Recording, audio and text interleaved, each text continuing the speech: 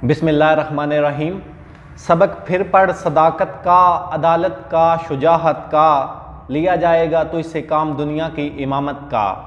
आवाज़ 24 के स्टूडियो से प्रोग्राम तलुए शम्स के साथ मैं हूँ आपका होस्ट वहीद मुराद। अस्सलाम वालेकुम नाज़रीन, चंद दिन कबल 23 मार्च गुजरा पाकिस्तान डे के हवाले से हम इस दिन को मनाते हैं।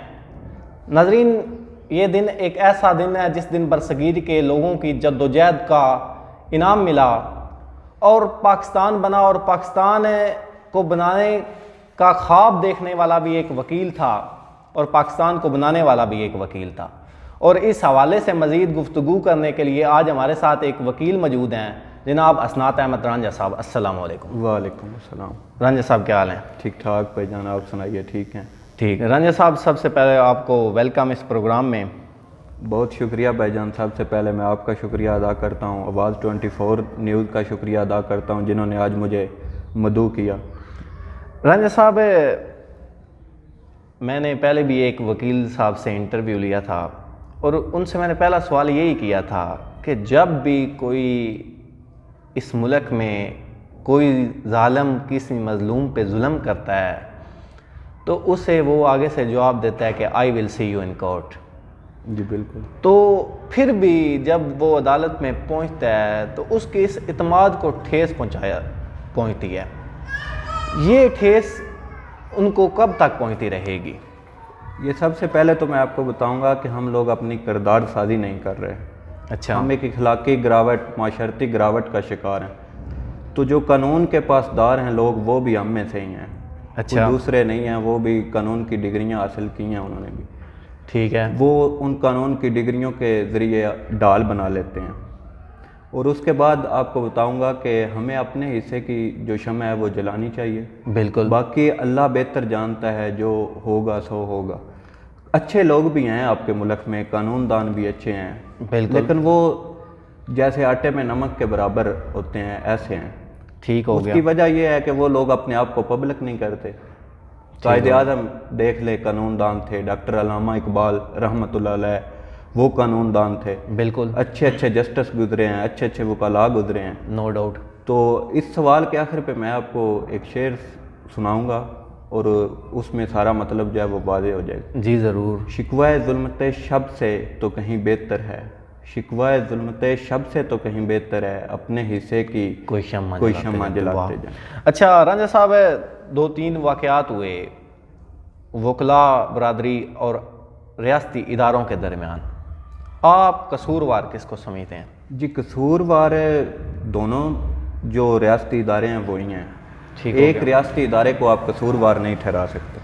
अच्छा। उसकी वजह यह है कि ताली जो है वो दोनों हाथों से बजती है। बिल्कुल। आप देहात में रहते हैं, शहर में रहते हैं, जहाँ भी लड़ाई कोई होती है तो दोनों पार्टीज़ का कसूर होता है। कोई अच्छा। एक पार्टी अपने आप को दूध का दुल्हा नहीं कह सकती। बिल्कुल हकीकत है। तो जो एक वक़ुआ आप जो इशारा कर रहे हैं वो लाहौर डॉक्टर और वकाला का जो मसला बना था उस पर बात कर रहे हैं। बिल्कुल। तो वो वकाला जब गए हॉस्पिटल में तो डॉक्टर साहब को भी ऐसा नहीं करना चाहिए था। अगर डॉक्टर साहब भी एक माफिया है, हमारे माशरे में डॉक्टर भी एक माफिया है। बिल्कुल हकीकत है। अगर डॉक्टर साहब ने ऐसा कर दिया था तो वकाला को कोई लीगल एक्शन लेना चाहिए था। कोर्ट में उनको कोई दावा दायर करके बुला लेते कि आपने हमारी तौहीन इज्जत का दावा कर लेते कि आपने हमारी तौहीन की है। और बिल्कुल, उसके बाद इज्जत का दावा करते हैं। उसके बाद आपका देखना इस्लामाबाद वाला वाक़या, ठीक है, हाई जो फैसला दिया कोर्ट ने उसमें उसने 23 जो है ना वो इनके रूम जो हैं उनको गिराने का कहा। ठीक हो गया। लेकिन इन्होंने रातों रात 63 रूम गिरा दिए, चैम्बर वकाला के गिरा दिए। तो अगर आपको अदालत ने हुक्म सादर फरमाया है तो आप दिन को भी गिरा सकते हैं। बिल्कुल। लेकिन नहीं, दिन को क्यों नहीं गिराए? सिर्फ ये कि तसादम हो जाएगा। वो तसादम तो बाद में भी होना था, इनको पता था। तो इसलिए जो है ना थोड़ा सा दोनों इदारे जो हैं ना, रियासती इदारे, ये दोनों ही कसूरवार हैं। ठीक। कोई भी दूध का दुल्हा नहीं है। वकाला अच्छे भी हैं, रियासती इदारों में भी लोग अच्छे हैं बहुत साल, लेकिन जो दोनों इदारे हैं इन दोनों को एक तरीके से मैनर के साथ चलना चाहिए।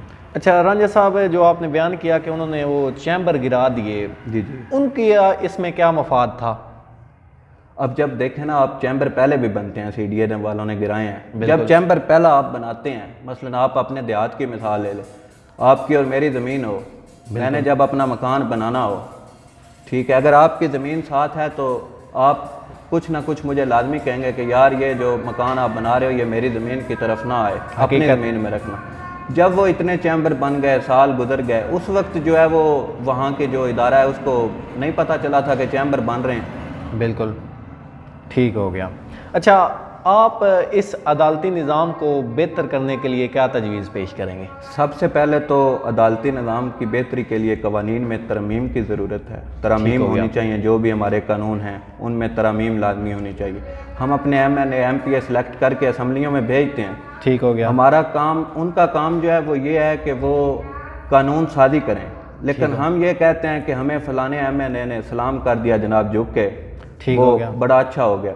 लेकिन ऐसा नहीं होना चाहिए। हमारी नाली बना दी, नलका लगवा दिया, सोलंग लगवा दिया, जी MNA साहब या MPA साहब ने बड़ा काम किया है, हालांकि ये उनका काम नहीं। पढ़े लिखे लोगों को पता है कि उनको कानून साजी करनी चाहिए, कानून साजी करनी। दूसरी, हमारे मुल्क में शफाफियत होनी चाहिए।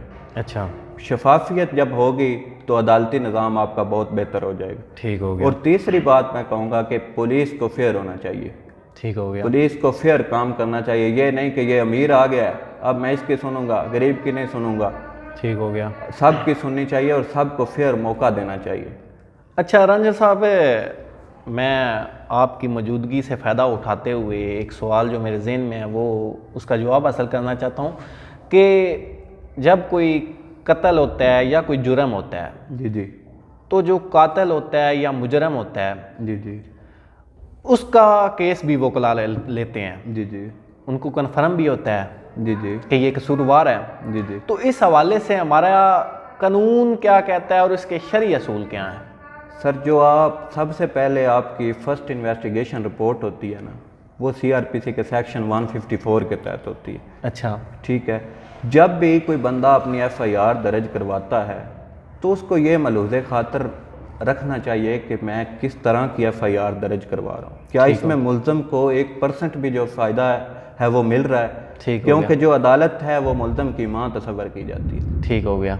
तो हमारे लोग जो FIR करवाते हैं ज़्यादातर अनपढ़ लोग होते हैं, बिल्कुल, शऊर उनमें नहीं होता, तो वो FIR जो है ना सब उस पर मबनी होता है। उसके बाद जो बयान पुलिस रिकॉर्ड करती है अदालत ने तो उसके बिना पे फैसला करना होता है। ठीक हो जब एक FIR हमारे सामने आती है तो हमें पता चल जाता है कि इसमें क्या क्या जो हैं वो मुश्किलात इस बंदे को दरपेश हैं और किस तरह हमने इस बंदे को बचाना है, कौन सी ऐसी लीगल टर्म है जिसके थ्रू ये बच सकता है। ठीक हो गया।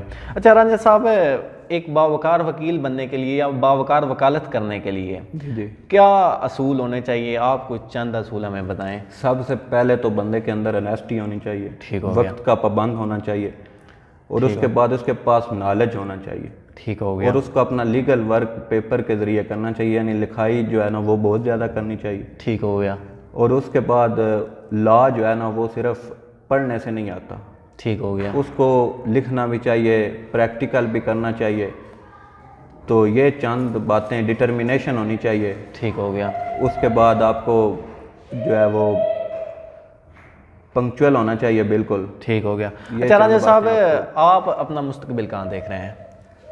मुस्तकबिल तो अब डिग्री कंप्लीट इंशाल्लाह हो ही गई है। अच्छा, लाइसेंस लूँगा उसके बाद। सबसे पहले तो मेरा ये ख्वाब है कि मैं जिस पोस्ट पे मुझे अल्लाह अपने हबीब हज़रत मोहम्मद सल्लम के वास्ते पहुँचा दें, मैं सबसे पहले तो गरीब के साथ खड़ा होना चाहता हूँ। ये मेरी दिली ख्वाहिश है कि कोई जितना भी अमीर है, किसी गरीब के साथ अगर जुल्म होता देख लूँ तो मुझे गरीब का बाजू पकड़ना चाहिए। वाह। उसके बाद अल्लाह ने जो मुस्तकबिल मेरा बनाया, मैं इंशाल्लाह अपनी मेहनत करूँगा, जुडिशरी के एग्ज़ाम दूँगा, ADPP के एग्ज़ाम दूँगा। अगर अल्लाह ने चाहा तो ठीक है, मैं जज बन गया या ADPP बन गया तो उस ज़ात का शुक्रिया अदा करूँगा उसके हबीब हज़रत मोहम्मद सल्लम के वास्ते। अगर खुदा ना खास्ता नहीं भी बनता तो मैं अपनी वकालत करूँगा इंशाल्लाह और अच्छे तरीके से गरीब लोगों की मदद करूँगा। मेरा यही मिशन है। अच्छा रंजन साहब, आप वकील ना होते तो क्या होते? वकील अल्लाह ने, मेरा शौक़ था सबसे पहले तो। अच्छा, जब मैं गुजरात गया था तो मेरा शौक़ था। अच्छा, आप पहले BSc कर रहे थे? BSc कर रहा था, लेकिन BSc में मेरा शौक़ था। BSc से पहले शौक़ था कि FSc की थी, अगर मेरा मेडिकल का मेरिट ना बना तो मैंने वकालत ही करनी। अच्छा, वो अल्लाह का करना ऐसा हुआ कि नहीं बना। मेरा शौक़ था कि मैंने वकालत करनी है। तो अच्छा। घर वालों से इसरार किया, लेकिन घर वाले आपको पता है नहीं मानते कई दफ़ा बात, क्योंकि मेरे एक चाचू भी वकील हैं, एक चाचू एडिशनल सेशन जज भी हैं। ठीक हो गया। तो उन्होंने कहा कि वकालत पहले भी है, हमारे घर में ही है, तो कोई नहीं ज़रूरत। अच्छा। मैंने कहा नहीं करनी है, फिर इसलिए साल जो है ना वो घर वालों के साथ इसरार रहा, और आखिरकार उन्होंने मुझे एडमिशन ले के दिया। उनको पता था कि अब इसने वकालत ही करनी है और ये नहीं करेगा कुछ। ठीक हो गया। राजेश साहब, जो नए स्टूडेंट्स लॉ करना चाहते हैं उनको आप क्या पैगाम देना चाहते हैं? मैं सबसे पहले तो उनके लिए यही पैगाम है कि वो अब लॉ इतना आसान नहीं रहा। ठीक हो गया। जैसे पहले था ना कि हम लाहौर चले जाएंगे, वहाँ सारा दिन आवारागर्दी करके 2 साल की डिग्री ले लेंगे, फिर 3 साल की डिग्री हो गई वो ले लेंगे, फिर हमारा लाइसेंस मिल जाएगा। अब वो बात नहीं रही। ठीक हो अब गया। आपको लॉ के लिए पहले एक लैट टेस्ट देना पड़ता है। ठीक हो वो गया। पास होगा तो आपको यूनिवर्सिटी या किसी एफिलेटेड कॉलेज में एडमिशन मिलेगा। ठीक हो गया। जब आप वो देंगे फिर 5 साल की डिग्री या 3 साल की डिग्री तो बैन कर दी गई है। ठीक हो गया। 5 साल आप पढ़ेंगे, आपके नंबर अच्छे आए हैं, ठीक है, आपने लॉ कर लिया, उसके बाद आपको लॉ गैट देना पड़ेगा। ठीक हो गया। फिर जो है आपको लाइसेंस मिलेगा। उससे पहले आपको लाइसेंस नहीं मिल सकता। लॉ गैट आपने क्लियर करना है। अब ये जो है लॉ की फील्ड है, इंशाल्लाह 2-4 साल और गुजरेंगे तो इसको आप मेडिकल और इंजीनियरिंग के बराबर देखेंगे। अच्छा रंजन साहब, क्या वकला हठधर्मी करते हैं? नहीं, मैं ये बात नहीं कहूँगा। अच्छा। क्योंकि वकला बरादरी की यूनिटी बहुत ज़्यादा है। ठीक हो गया। ये बात तो आपको माननी पड़ेगी। बिल्कुल। तो चंद लोग होंगे वकील वकला बरादरी में जो इस हठधर्मी पे जाएंगे, लेकिन जो पढ़े लिखे और अच्छे वकील हैं ना, वो बिल्कुल हठधर्मी नहीं करते।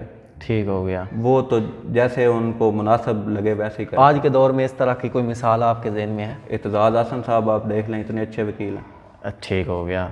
ज़िला मंडी बहाउद्दीन में? ज़िला मंडी बहाउद्दीन में इम्तियाज़ गोंदल साहब हैं, महमूद परवेज़ रांझा साहब हैं। ठीक हो गया। दोनों क्रिमिनल लॉयर्स हैं। ठीक हो गया। लेकिन मैं ये नहीं कहूँगा कि वो दूध के धुले हैं सब। ठीक हो गया। खामियां और खूबियां हर इंसान में होती हैं, हकीकत है। तो अगर आप खामियां किसी की देखते हैं, अगर उसकी खूबियां ज़्यादा हैं तो उन खूबियों के ज़रिए उन खामियों को जो है ना डलना चाहिए। बिल्कुल हकीकत है। हमारे एक वकील साहब थे कोट बलोच के, कैसर गोंदल साहब। अच्छा। अल्लाह उनको जन्नतुल फरदौस में बुलंद मकाम अता फरमाए। आमीन। नाइस पर्सनैलिटी थे हमारी मंडी बहाउद्दीन बार की वो। अच्छा। और एक अच्छे नाम से वो जाने जाते थे। ठीक हो गया। अच्छा रंजन साहब, आप आवाज़ 24 के स्टूडियो से लोगों को क्या पैगाम पहुंचाएंगे? मेरा पैगाम तो यही है जो मैंने आपको अपना मुस्तकबिल बता दिया है। ठीक हो गया। कि हमेशा पैसा और दौलत या बाकी चीज़ें ये आनी जानी है। ठीक हो गया। तो हमेशा गरीब लोगों की खिदमत करनी चाहिए। ठीक हो गया। पैसा वो अल्लाह देता है, उसने जो लिखा है वो देने ही देना है। तो हमें हमेशा गरीब का साथ देना चाहिए। ये नहीं कि हम अमीर लोगों के साथ खड़े हो जाएं कि यार गरीब के साथ अगर खड़े हुए तो ये अमीर हमें मारेंगे।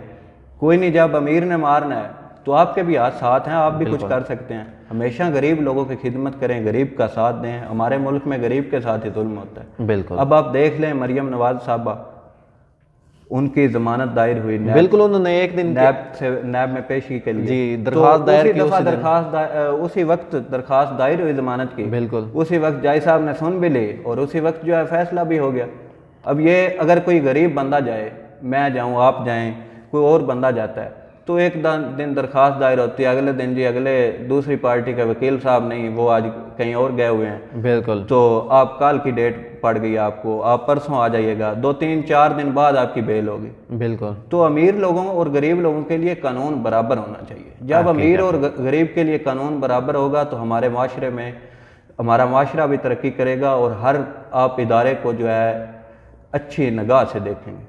ठीक है। अच्छा रंजन साहब, आपने फरमाया कि आप को शौक़ था ला का, किसी शख्स से इंस्पायरेशन भी हुई थी कि ये शख्स मुझे बहुत ज़्यादा पसंद है वकला बरादरी में, तो मैं इसकी तरह बनना चाहता हूँ? जी, वकला बरादरी तो बहुत अच्छी दोस्त है मेरे वकला बरादरी में। अच्छा। लेकिन मैं सबसे ज़्यादा अपना जो चाचू जान है ना, मोहम्मद अजहर रांझा एडवोकेट, ठीक हो गया, उनसे इंस्पायर हुआ, क्योंकि वो मंडी बहाउद्दीन में प्रैक्टिस करते हैं। अच्छा। कभी कभी लाहौर भी जाते हैं हाई कोर्ट में। ठीक हो गया। तो मैंने उनका जो आना जाना और बाकी आगे पीछे निकलना, दोस्ती यारी देखी, तो मैंने कहा कि एक नोबल प्रोफेशन है, इसको अपनाना चाहिए। उसके बाद मेरे चाचू जज हैं, तो उनसे भी मैं इंस्पायर हुआ बहुत ज़्यादा। ठीक हो गया।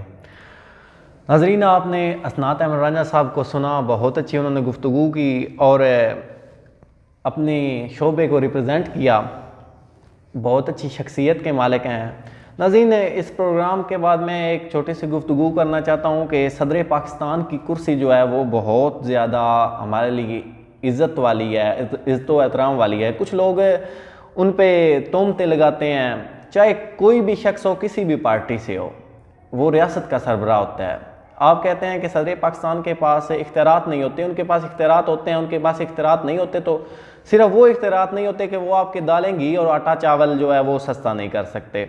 उनके पास बहुत से इख्तियारात होते हैं, वो चाहे किसी भी पार्टी से हो, चाहे परवेज़ मुशर्रफ हो, आसफ अली जरदारी हो, ममनून हुसैन हो या डॉक्टर आरिफ अलवी साहब हो।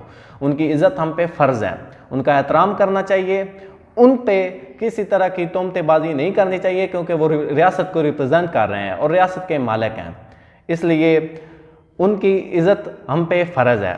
इसी के साथ मैं अपने प्रोग्राम का इख्तिताम करता हूँ। खिर्द को गुलामी से आज़ाद कर, जवानों को पीरों का उस्ताद कर। अपने मेज़बान वहीद मुराद को दीजिए इजाज़त। अल्लाह हाफ़िज़।